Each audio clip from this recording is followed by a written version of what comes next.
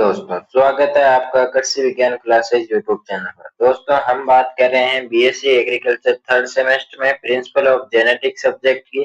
इस सब्जेक्ट में हमने 6 टॉपिक लगभग कंप्लीट कर लिए हैं। यदि आपने उन टॉपिक की क्लासें नहीं देखी है तो आप कृषि विज्ञान क्लासेज यूट्यूब चैनल की प्लेलिस्ट पर जाकर सभी क्लासें देख सकते हैं और अपनी तैयारी को मजबूत कर सकते हैं। आज का हमारा जो टॉपिक रहने वाला है वो रहने वाला है प्रोबेबिलिटी एंड जो काई वर्ग जो परीक्षण होता है या जिसे हम काई स्क्वायर भी कह सकते हैं, ये हमारा आज का टॉपिक रहने वाला है।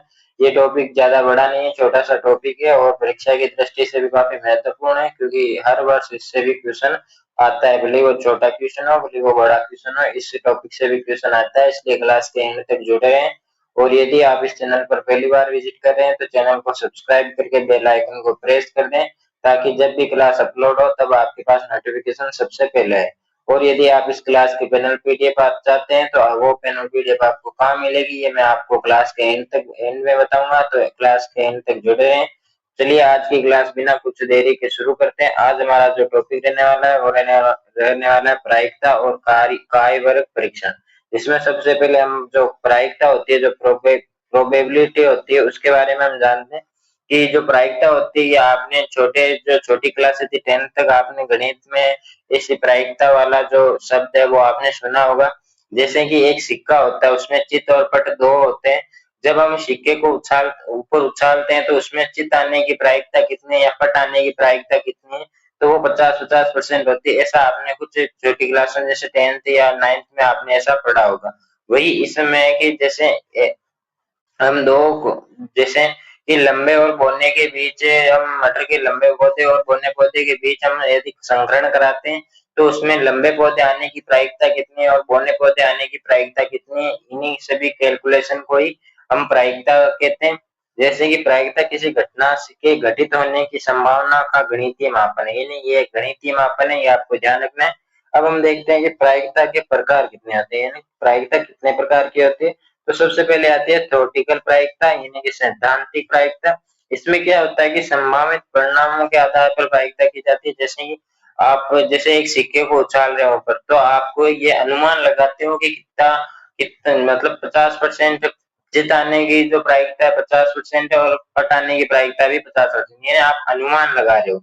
और दूसरा जो आता है वो आता है प्रायोगिक प्रायिकता, यानी कि इसमें क्या होता है कि आप प्रयोग करते हैं उसके आधारित पर आप उसकी प्रायिकता बताते हैं। जैसे कि आपने संकर दो मतलब दो वेराइटीज में आपने क्रॉस करवाया, उसका प्रयोग किया, फिर आपने उसकी कितनी कौन सी वेराइटी निकली या कौन से लक्षण आप प्रकट हुए उनकी प्रायिकता बताई। यानी कि कुल मिला के बात ये कि प्रयोग करके बताना, यानी कि आपने प्रयोग किया, वास्तविक प्रयोगात्मक परिणामों पर आधारित होती है। ये कुछ जो प्रायिकता थी उसके दो प्रकार थे। एक तो होता है कि संभावना के आधार पर इन्हें आप संभावित परिणामों को बताना, और दूसरा आता है प्रयोग करके उसकी प्रायिकता बताना। अगले अब हम पढ़ेंगे प्रायिकता के मूल सिद्धांत, यानी कि प्रायिकता के दो मुख्य मूल सिद्धांत होते हैं। एक तो होता है जोड़ का नियम, एक होता है गुणा का नियम। तो जोड़ के नियम में क्या होता है कि यदि दो घटनाएं एक दूसरे को काटती नहीं है तो वो होता है, ये सूत्र आपको याद करना है, ज्यादा नहीं पूछा जाता है। इसमें क्या होता है, ये समतंत्र नहीं होती है, जबकि जो गुणा वाला होता है उसमें समतंत्र होती है। दोनों घटनाएं समतंत्र होती है, ये आपको थोड़ा सा याद रखना है। इसका आनुवंशिकी में क्या महत्व है, यानी कि हम जेनेटिक्स पढ़ रहे हैं तो जेनेटिक्स में हमने प्रायिकता क्यों पढ़ी, क्योंकि इसका जेनेटिक्स में कुछ योग मतलब उपयोग हुआ होगा, तभी हमने जेनेटिक्स में जो प्रायिकता है वो प्रोबेबिलिटी है वो हमने पढ़ी। इसका जेनेटिक्स में क्या प्रयोग है, तो इसका प्रयोग किसने किया, मेंडल ने इसका प्रयोग किया था। और किसमें किया, आनुवंशिक क्रॉस के परिणामों की भविष्यवाणी के लिए प्रायिकता का उपयोग है। यानी कि जो आनुवंशिक क्रॉस के परिणाम जो है उनकी भविष्यवाणी करने के लिए मेंडल ने किसका प्रयोग किया, तो मेंडल ने उसके लिए जो प्रोबेबिलिटी है यानी प्रायिकता का प्रयोग किया। ये आपको याद रखना है कि जेनेटिक्स में जो प्रायिकता है उसकी क्या भूमिका या क्या इसका उपयोग, ये आपको लाइन याद रखनी है। और भी आप इसमें लाइन जोड़ के लिख सकते हैं अपने हिसाब से, वो उस सिचुएशन पर निर्भर करता है कि जो आपके पेपर में एग्जाम आता है वो कितने नंबर का आता है, उसके हिसाब से आप लिख सकते हैं।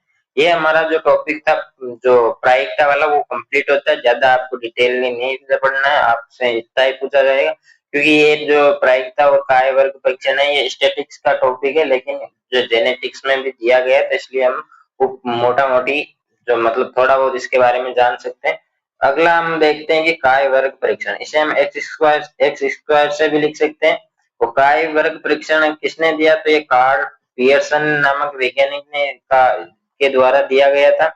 और ये एक सांख्यिकीय परीक्षण होता है जिसका उपयोग ये निर्धारित करने के लिए किया जाता है कि देखे गए परिणाम और अपेक्षित परिणामों में कितना भिन्न है, यानी ऑब्जर्व्ड, यानी जो देखी गई आवृत्ति होती है, जो ऑब्जर्व्ड फ्रीक्वेंसी होती है और एक्सपेक्टेड जो फ्रीक्वेंसी होती है उसमें कितना अंतर है। यही इसमें जो काय वर्ग सिद्धांत परीक्षण है, यही इसमें कहा गया है कि जो देखी गई आवृत्ति और अपेक्षित आवृत्ति, यानी कि आप प्रयोग करके कितना जो उसमें गुण देखते हैं उनमें, और जो कितने आप मतलब अपेक्षा करते हैं इतने गुण आने चाहिए, उनमें कितना अंतर होता है, इसे काय वर्ग परीक्षण कहते हैं। इसका जो फॉर्मूला होता है वो होता है सम ऑब्जर्व्ड एक frequency minus expected frequency upon, यहाँ पे ये यहाँ पे अपॉन में, तो आप यहाँ पे लिखना है इसको एक्सपेक्टेड फ्रीक्वेंसी, ये इसका सूत्र होता है, फॉर्मूला होता है। आपको फॉर्मूला पूछा जा सकता है, इसलिए इसमें सबसे जो महत्वपूर्ण है वो इसका फॉर्मूला, इसलिए आपको जो इसका फॉर्मूला वो अच्छे से याद करना है। और इसका जो यहाँ पे जो ओ है उसका मतलब होता है ऑब्जर्व्ड फ्रीक्वेंसी और ई का मतलब होता है एक्सपेक्टेड फ्रीक्वेंसी, इन्हें देखी गई आवृत्ति और अपेक्षित आवृत्ति, ये आपको याद रखना है। फिर अगला हम इसमें देखते हैं कि इसके काय वर्ग की प्रक्रिया क्या है, इसके टेस्ट कैसे क्या है, इसके स्टेप क्या है। तो शून्य परिकल्पना को परिभाषित करें, अपेक्षित मान निकालें, इन्हें की जो एक्सपेक्टेड वैल्यू होती है वो कैलकुलेट करें, फिर अप्लाई यानी फॉर्मूले का जो फॉर्मूला होता है वो उसका प्रयोग करें या उसमें कैलकुलेशन करें, डिग्री ऑफ फ्रीडम निकालें, यानी वर्गों की संख्या -1 करें, यानी कितने वर्ग आते हैं सूत्र के बाद में, तो उनमें से वर्गों जो वर्गों की संख्या आती है उससे एक घटा दें, और फिर प्राप्त एक्स स्क्वायर को तालिका मान से तुलना करें, यानी कि जो एक्स स्क्वायर का जो मान आता है उसकी तुलना आपको जो तालिका होती है उससे करनी चाहिए। फिर हमने काय वर्ग परीक्षण जेनेटिक्स में क्यों पढ़ा, क्योंकि जेनेटिक्स में इसका कहीं ना कहीं उपयोग हुआ है। और इसका क्या उपयोग हुआ है, तो इसका मेंडलियन अनुपातों की पुष्टि के लिए उपयोग हुआ है। ये 3:1 और 9:3:3:1, ये आपको याद रखना है कि मेंडल अनुपातों की पुष्टि के लिए इसका उपयोग किया गया था काय वर्ग परीक्षण का। और उपयोग उपयोग मतलब goodness to test goodness of fit, यानी उपयोगिता की जांच के लिए भी इसका उपयोग किया गया कि इसकी उपयोगिता कितनी है, इसके लिए भी काय वर्ग परीक्षण का प्रयोग किया गया था। ये हमारा आज का जो छोटा सा एक टॉपिक था, प्रोबेबिलिटी और काय वर्ग जो परीक्षण था, ये यहाँ पे कंप्लीट होता है। आई होप आपको अच्छे से समझ में आया होगा, ज्यादा हार्ड भी नहीं है और ज्यादा आपसे डिटेलली पढ़ना भी नहीं, क्योंकि ये ज्यादा नहीं पूछा जाता है। आपको मोटा मोटा आपको याद करना है, जो मैंने यहाँ पे पीडीएफ मिली है वो आपको याद करनी है। और इस क्लास की जो पैनल पीडीएफ वो आपको व्हाट्सएप ग्रुप में मिलेगी, तो व्हाट्सएप ग्रुप की लिंक डिस्क्रिप्शन में दी गई है, डिस्क्रिप्शन से आप व्हाट्सएप ग्रुप में ऐड हो सकते हैं। और यदि आप चाहते हैं कि आपको पुराने पेपर मिले, गेस्ट पेपर मिले, वो भी आपको व्हाट्सएप ग्रुप में मिलेंगे।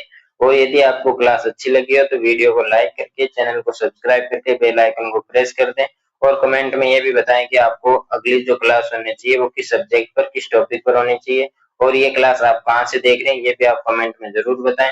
और कोई प्रॉब्लम हो तो आप व्हाट्सएप में जो एडमिन के जो नंबर है वहां पे उन नंबरों पर आप मैसेज कर सकते हैं, कॉल नहीं करना है। तो जल्दी मिलेंगे नेक्स्ट क्लास में, तब तक के लिए धन्यवाद। जय जवान जय किसान।